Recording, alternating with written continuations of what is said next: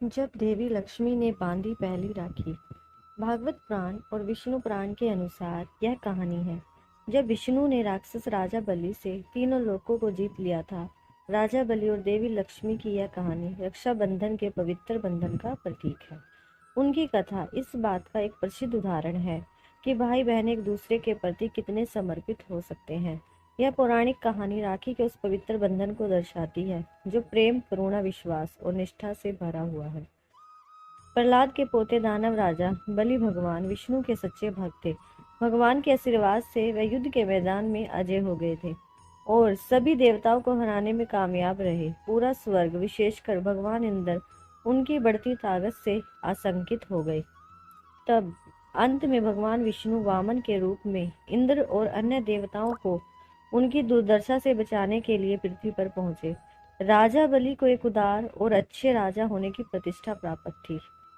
इस गुण का प्रयोग करते हुए वामन ने अंतरिक्ष मांगा जो 3 तरफ से ढका जा सके। तब ये राजा बलि ने सोचा कि निश्चित रूप से एक बोना ज्यादा जमीन को कवर नहीं कर पाएगा और उसके अनुरोध पर सहमत हो गया। राजा के अनुरोध स्वीकार करते ही बोना भगवान विष्णु में बदल गया और उसके 3 चरणों ने पृथ्वी, आकाश और पूरे ब्रह्मांड को ढक लिया। परिणाम स्वरूप बाली को वहां से जाना पड़ा। भगवान हमेशा उदार होते हैं, अपने सच्चे भक्तों को पीड़ित नहीं देख सकते। इसलिए भगवान विष्णु ने बाली की रक्षा करने का फैसला किया, उसे नीचे की भूमि से वापस ले आए। बाली को अगले युग तक अमरता का वरदान दिया।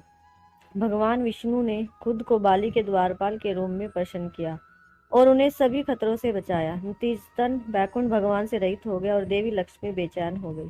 वह अपने प्यार को वापस लाने के प्रयास में एक ब्राह्मण महिला के रूप में धरती पर उतरी। उसने बाली से कहा, उनका पति एक लंबे काम के लिए चला गया और उसे रहने के लिए जगह चाहिए। राजा बलि ने उसका तहे दिल से स्वागत किया और अपनी बहन के रूप में उसकी रक्षा की। ब्राह्मण स्त्री अर्थात स्वयं देवी के आगमन के बाद से ही बाली का पूरा घर अचानक सुख, धन और फसल से खिल उठा। अंत में श्रावण मास की पूर्णिमा के दिन देवी लक्ष्मी ने बाली की कलाई पर रंगीन रुई का धागा बांधकर रक्षा और सुख की प्रार्थना की। उनकी ईमानदारी से प्रभावित होकर बाली ने उन्हें कुछ भी मांगने की इच्छा दी। तब तुरंत देवी लक्ष्मी ने द्वारपाल की ओर इशारा किया और बाली से अपने पति को वापस करने का अनुरोध किया। लेकिन अपना वादा निभाने के लिए भगवान हर वर्ष चातुर्मास की अवधि यानी मानसून के मौसम में लगभग 4 महीने के लिए वापस आते हैं। भगवान और उनकी बहन देवी के प्रति बलि की भक्ति को मनाने के लिए इस त्योहार को बालेवा के नाम से